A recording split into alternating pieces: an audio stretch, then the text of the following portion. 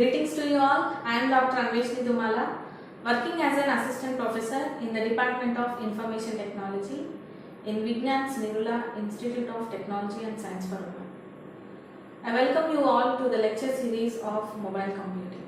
In the last class, we have seen the transaction models, query processing, database recovery architecture, right? So in this session, we are going to see database hoarding and caching. Fine.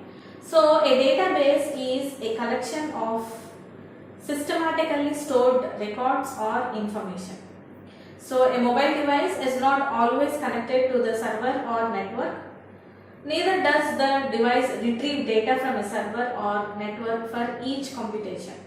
So rather, the device caches some specific data which may be required for future computations during the interval in which the device is actually connected to the server or the network. So caching is saving a copy of selected data or a part of database from a connected system with a large database. So the cached data is hoarded in the mobile device database, right? So hoarding of the cached data in the database ensures that even when the device is not connected to the network or to the server, the data required from the database is still available for computation.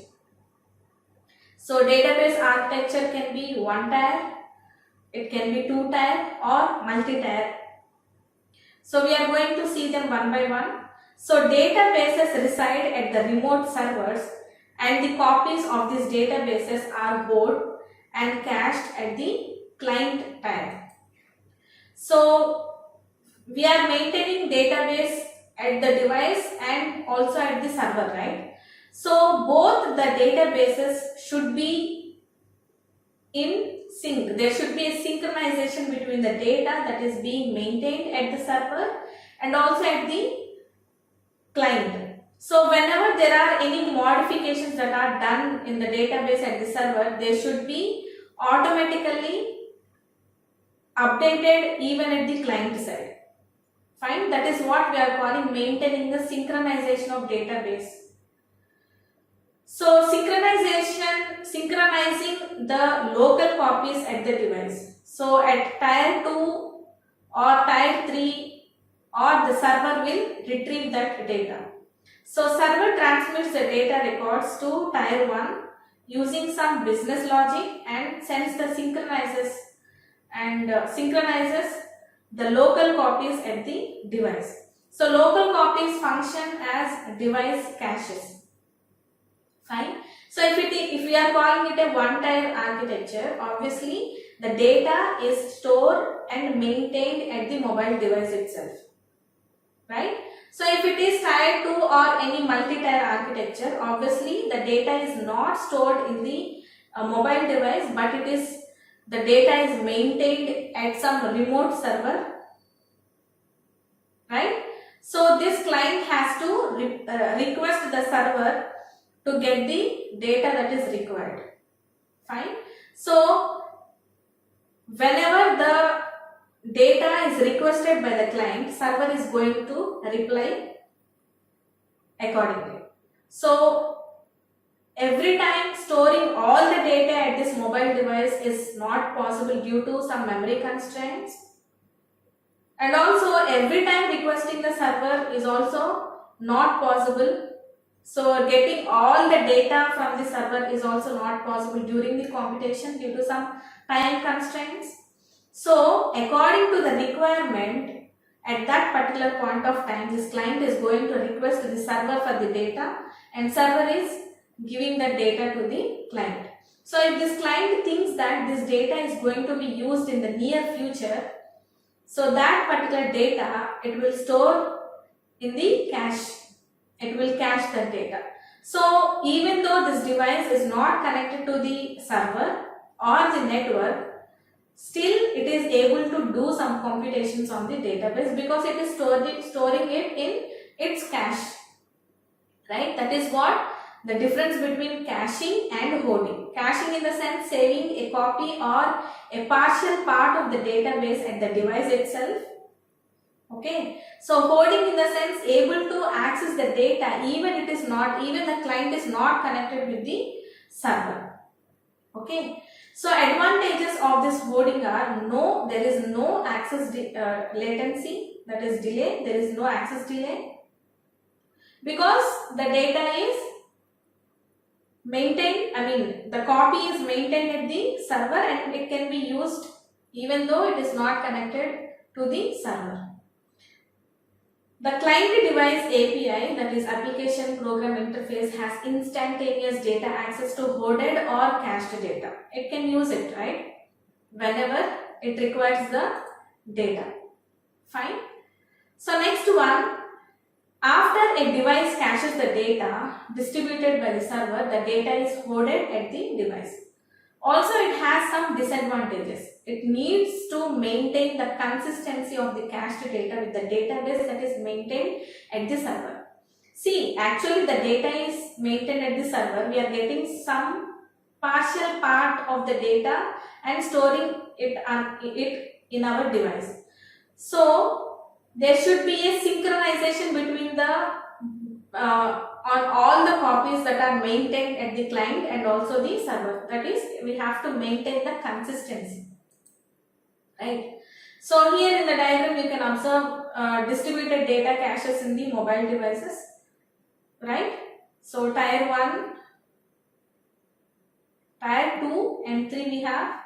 So this architecture of distributed data caches in the mobile device, you can observe we have mobile devices and also application servers at tier 2, right? Similar architecture to the distributed cache memory in multiprocessor systems.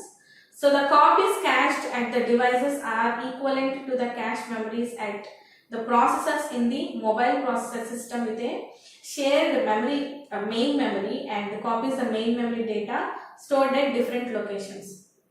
See, in the diagram you can observe this is one tier architecture in which we have the mobile device. At mobile device we are maintaining the database. Also in the next diagram you can observe mobile device is maintaining the database, but this database is retrieved by using some software in between, right? J2ME, Groove, these are the programs that are used to retrieve the data. Fine. So in this diagram you can observe multiple multi-tier architecture in which we have mobile data. Also it has cached data read from server databases, right? We have multiple devices from 1 to J. So in the second layer, that is tier 2 and tier 3, we have application server, right, or some enterprise server databases at tier 2 or tier 3. So these are distributed data caches architecture, right? So next one, so architecture for a distributed cache memory in multiprocessor systems. So here we have different processors in the system. Previously we have seen one system and now we are going to see multiple processors in a single system that are sharing the memory, right? So this data caches at the client device, this uses the pushed data records from a server. So here you have to remember that two terminologies that we are using here is pushing and pulling, right? So pushing in the sense the server is sending data to the client. Pulling in the sense the client is requesting the server, right? So here using the push, that is disseminated data records from a server. So this caching leads to a reduced access interval as compared to the pull, that is on demand by the client. So also reduces the dependency on pushing precedence at the server. So here it can be based on cost. So cost based data replacement or caching. So caching can be based on the ratio of two parameters. One is access probability at the device and pushing rates from the server for the each record. That's it, right? So it depends on two parameters, that is access probability. So access probability in the sense, so how fast we can access the data, and how the data rates are from the server. So how fast the server is responding. So next one, cost based data replacement method means it is the least frequently pushed record, and the pushed records having larger access time placed in the database at the device. So this access method therefore use the ratio of two parameters. So one is average access time between two successive instances of access to the record, and pushing rates for the record. So next one is prefetching. So alternative to the cache, alternative to the caching of disseminated data entails requesting for and pulling records that may be required later. So if the client thinks that these records will be used in the future also, it is going to request. So prefetching means keeping future needs in view instead of caching from the pushed records. So it obviously reduces the server load. It also reduces the cost of cache misses. See, if I want some data, first of all I have to refer to the cache memory. Okay, if the data is available in the cache, then it is a hit. So if data is not available in the cache, it is a miss. That is called a cache miss. And then I am going to request the server, right? So the term cost of cache misses refers to the time taken in accessing a record at the server in case that record is not found in the device database when required by the device API. So next one is cache consistency. So it is also called cache coherence. Okay, it is also called cache coherence. So it requires a mechanism to ensure that a database record identical at the server as well as at the device caches, and that only valid cache records are used for computations. Okay, there should be identity like the databases that are maintained at the server and also at the client, both should be identical with each other. Then only they are valid, they are treated as valid records to make any sort of computations, right? So cache access protocols based on caching invalidation mechanisms, like access protocols cached record at the client device invalidated. So due to expiry or modification of the record at the database server.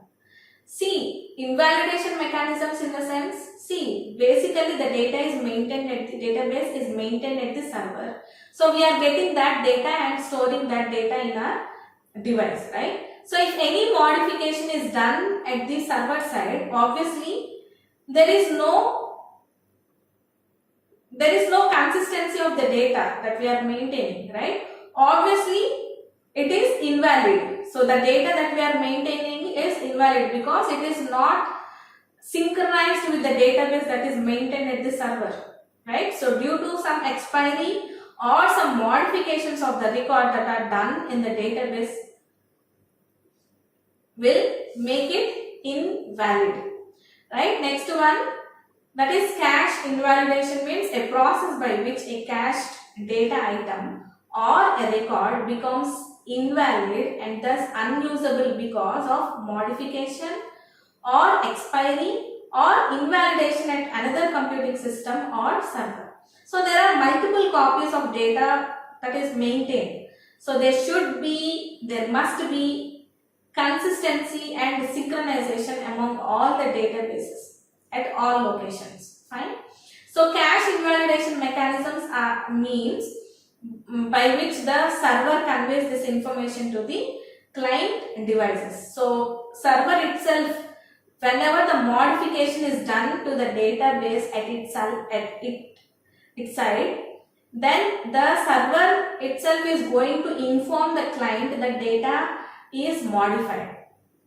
That is what cache invalidation mechanism does. So it follows MESI protocol. So cache invalidation mechanisms follow MESI protocol. So this entails that each record in the cache has a tag.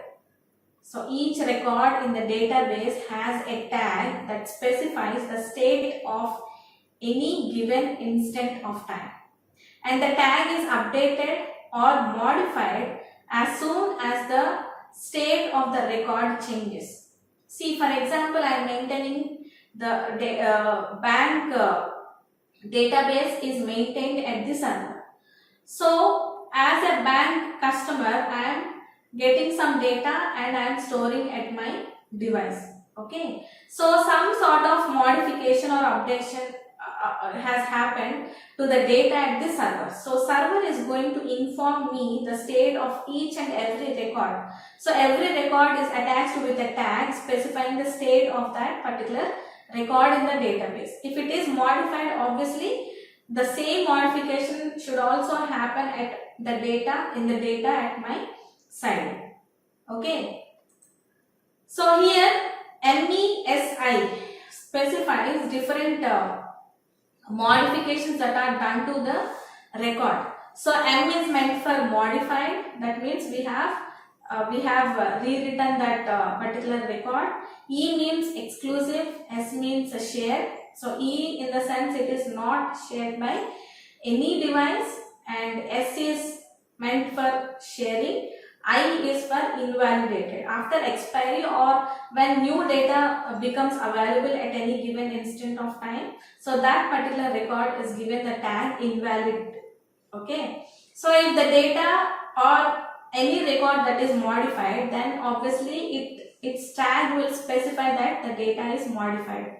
So if particular record is not shared by anybody, means it is not meant to share to anyone, so then that particular record is given the tag exclusive. Okay. Next one, if the record is allowed to be shared by different devices, obviously its tag will specify the state like saying it is shared. Okay. M is for modified, E is for exclusive, S is for shared, and I is for invalid. Okay, these are the four possible states of a data record I at any instant at a server database and device J cache. So both are made at both sides. The status of each record is maintained. So to specify that state, we are using this modified, exclusive, shared, and invalid. Fine. So in the diagram also you can observe we have a mobile device J and an application server at tier 2 or tier 3, or it can be some enterprise server databases. Fine. So here, so cache data record I have different states. C, E, MI, right? Mobile device I. So exclusive at the device. S, MI means shared with server or other devices. MI means it is modified at the device after new record from the server. And MI means invalidated after invalidation report from the server. So in the down also you can observe at tier 2 etc. we have application server, right? There the actual data is maintained, right? So at that place also, at that location also, the server data record I also have some tags like E, S, I at server record I. It has status saying that exclusive at server and the device record does not affect it. Exclusive in the sense we are not sharing with anyone, so no modification is allowed. So obviously it will not be affected by any sort of modification, right? So next one is S, SI, that is shared with other device or the server. Next one ISI, it is invalidated at the server. Report is sent to the devices saying that so and so record is not valid or invalid. Next one MSI, that means modified, at the server, right? So far we have discussed database hoarding and caching. We have seen the definitions of this, the mechanism of caching and hoarding. Also we have seen advantages and disadvantages of this hoarding, right? So two-tier, one-tier, two-tier, multi-tier database architectures are seen. So database resides at the remote servers, and the copies of these databases are cached at the client tiers. So computing APIs at the mobile device, that is at first tier, uses the cached local copies of data. So architecture of distributed data caches in mobile devices and similar architecture of distributed cache memory in multiprocessor systems, right? We have seen multiprocessor systems also, right? So next one we have seen cache access protocols, cache invalidation mechanisms, and also we have seen MESI protocol. So that's all for today. Thank you guys, and see you in the next video.